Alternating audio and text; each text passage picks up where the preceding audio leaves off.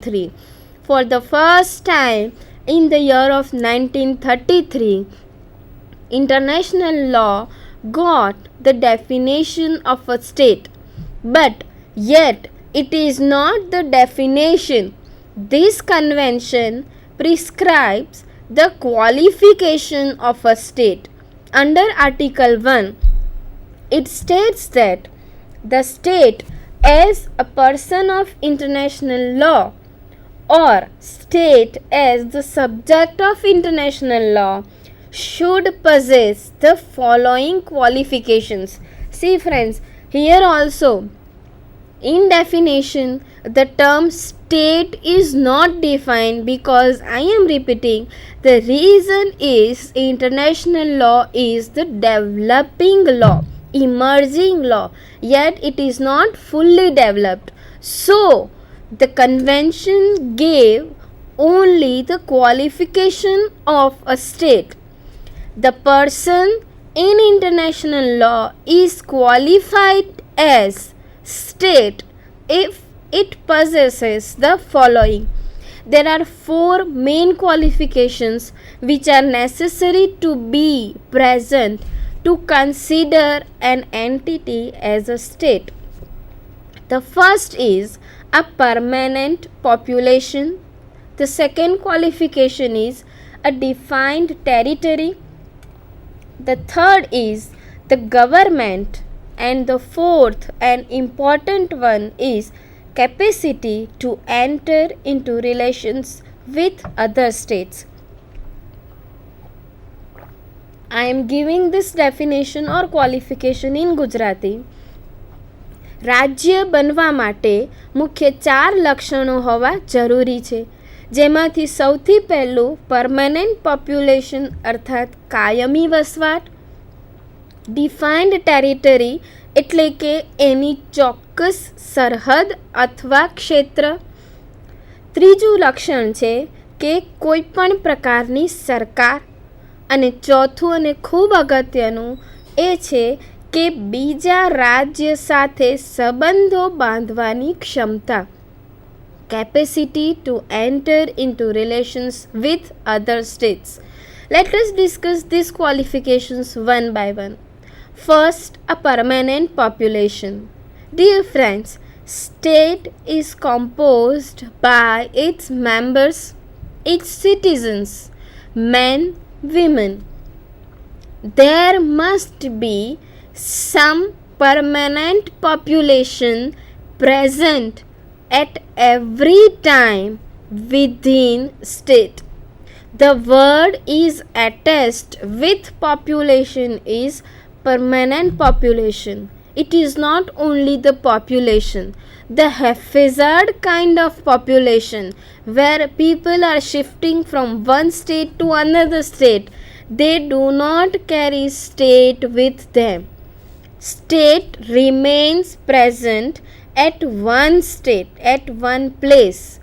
Haphazard kind of people who are living, it is not forming a state because the word used in qualification is the permanent population.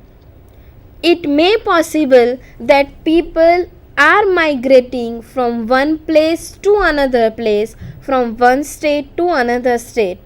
This kind of migration does not affect the qualification of a state, but there must be some people present in that state who qualify that territory as a state. So there must be permanent population. The second is the defined territory. एक व्याख्याबद्ध हकूमती विस्तार. Territory must be defined territory. Territory should not be marked territory.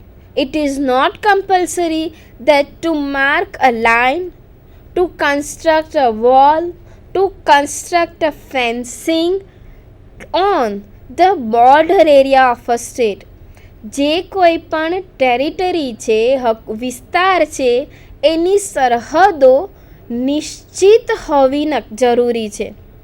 આ સરહદો નિશ્ચિત હોવી એટલે for example Bharat માટે એવું કહી શકાય, આપણે એવો ફ્રેઝ વાપરીએ છીએ કે કાશ્મીરથી કન્યાકુમારીનો વિસ્તાર એ ભારત દેશ છે.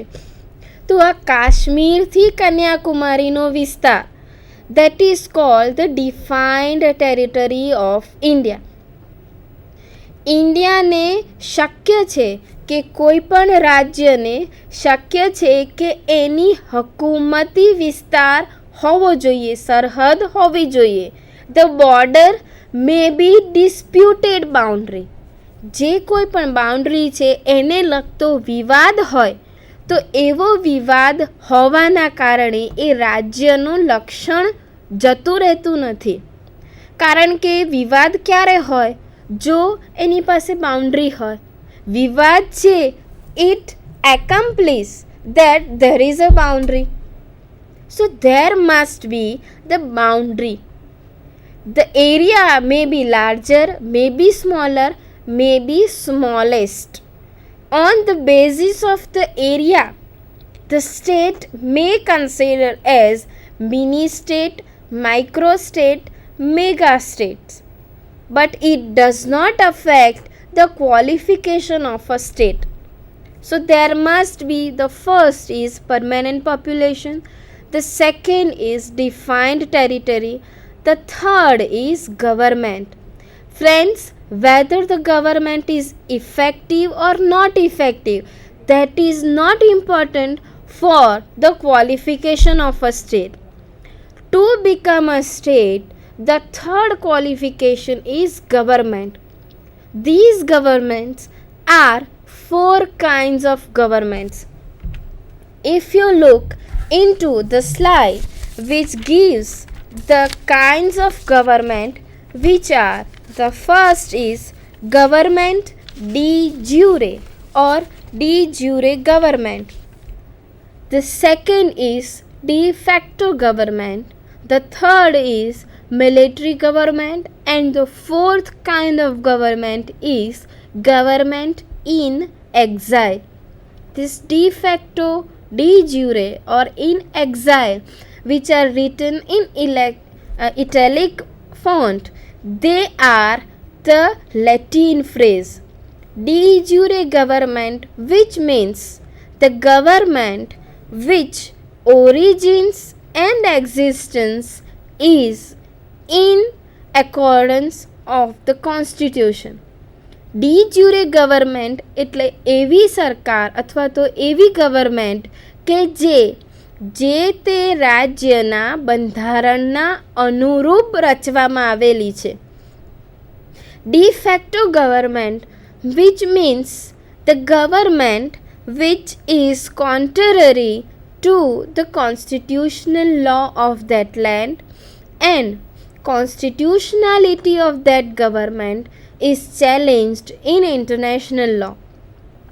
ડી ફેક્ટો ગવર્મેન્ટનો અર્થ એ થાય છે કે એ ગવર્મેન્ટ એ બંધારણથી વિપરીત રીતે રચવામાં આવેલી છે અને જેની બંધારણીયતા આંતરરાષ્ટ્રીય કાયદામાં ચેલેન્જ કરવામાં આવેલી છે.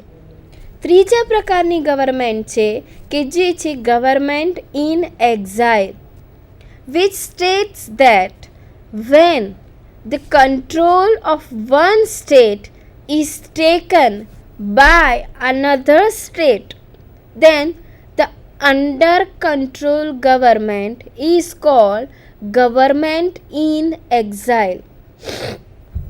એક રાજ્યની સરકાર ઉપર બીજા દેશની સરકાર જો પોતાનો અંકુશ સ્થાપે તો જે સરકાર ઉપર આવો અંકુશ મૂકવામાં આવેલો છે એ અંકુશમાં મુકાયેલી સરકારને કહેવાય government in એક્ઝાઇલ.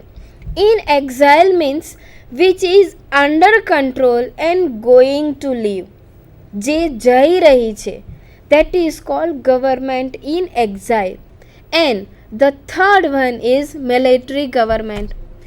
Here in this kind of government, when the control is taken away by the authority of a military, then this government is called the military government.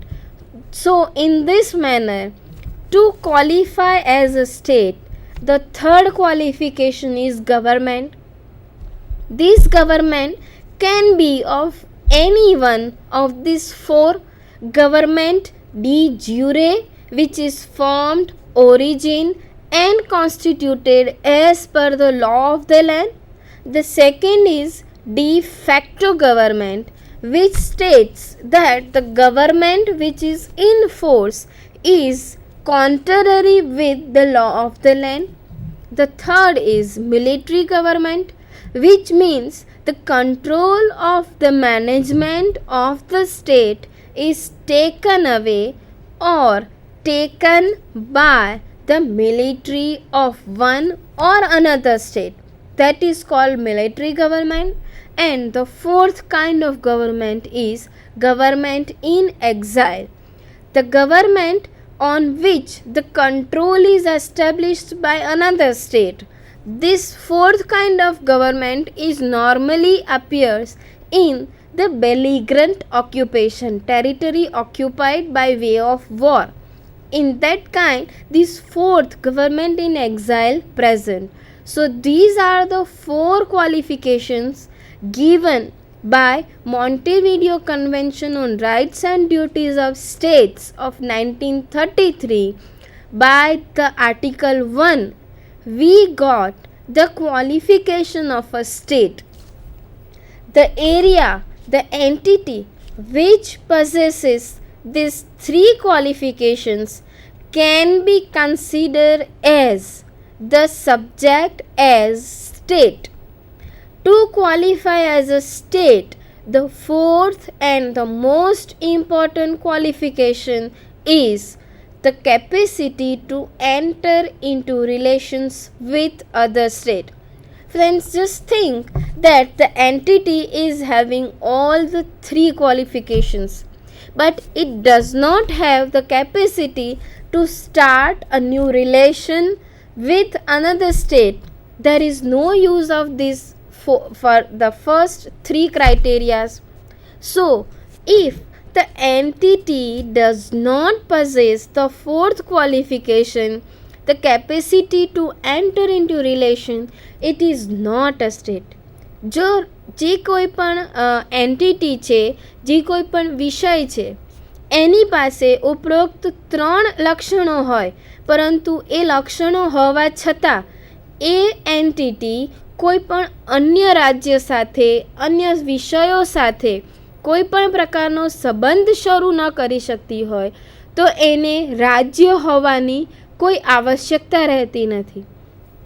પરિણામે ચોથા લક્ષણ અનુસાર દરેક વિષય કે જે બીજા વિષય સાથે સંબંધો બાંધવાનું લક્ષણ ધરાવતું હોય તે જ રાજ્ય બની શકે છે. So friends, this is the definition of a state.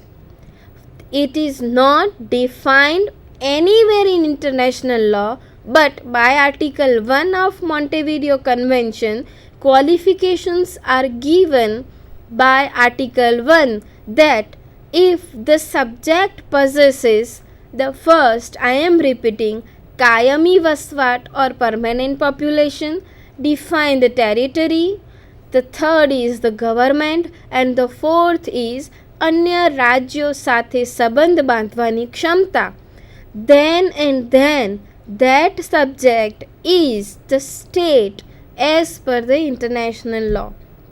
It is not international law stops by defining the state only. There are various kinds of states.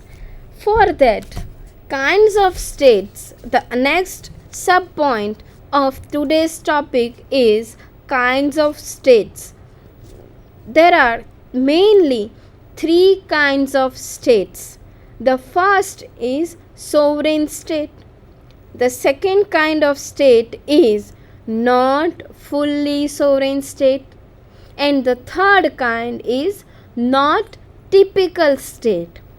One by one, I will discuss the kinds of state. For the first kind, sovereign state. For that, in sovereign state, It is very well defined by this case of Island of Palmas arbitration. In this particular case, arbitral tribunal observed or declared or gave the explanation on sovereignty of a state like this. Sovereignty of states signifies independence in regard to a portion of the globe. In regard to a portion of the globe. This sentence is very much important while discussing international law. Sovereignty of states signifies independence in regard to a portion of the globe is the right to exercise therein without interference of other states. The last line, without interference of other states. સોવરેનિટી અથવા સાર્વભૌમ રાજ્ય એ એવી સ્વતંત્રતાની જાહેરાત છે કે જે સ્વતંત્રતા દુનિયાના અથવા તો વિશ્વના કોઈ એક પર્ટિક્યુલર ભાગ સાથે સંબંધ દર્શાવે છે અને આ પર્ટિક્યુલર દુનિયાના હકુમત વિસ્તારમાં દરેક પ્રકારના નિર્ણયો લેવાની સ્વતંત્રતા છે જેમાં અન્ય રાજ્ય દ્વારા દખલગીરી થઈ શકશે નહીં. Sovereignty of states signifies independence to exercise in the portion of a globe. સોવરેન્ટી અથવા સાર્વભૌમત્વ એ બાબતનું જાહેરાત કરે છે કે આ રાજ્ય ઉપર અન્ય કોઈ પણ સત્તાનો પ્રભુત્વ નથી. Sovereignty means the supreme authority.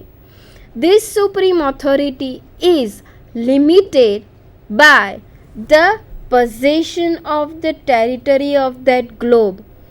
એવા હકુમત વિસ્તારની અંદર આવી સ્વતંત્રતા અથવા સાર્વભૌમત્વ રહેલું છે. આવું સાર્વભૌમત્વ દરેક રાજ્યની પાસે હોય છે. કયા રાજ્યની પાસે? જેની પાસે પેલા 4 લક્ષણો છે. આ રાજ્ય એ સાર્વભૌમત્વ રાજ્ય ત્યારે જ કહેવાય કે જ્યારે એ રાજ્યના આંતરિક નિર્ણયો લેવા માટે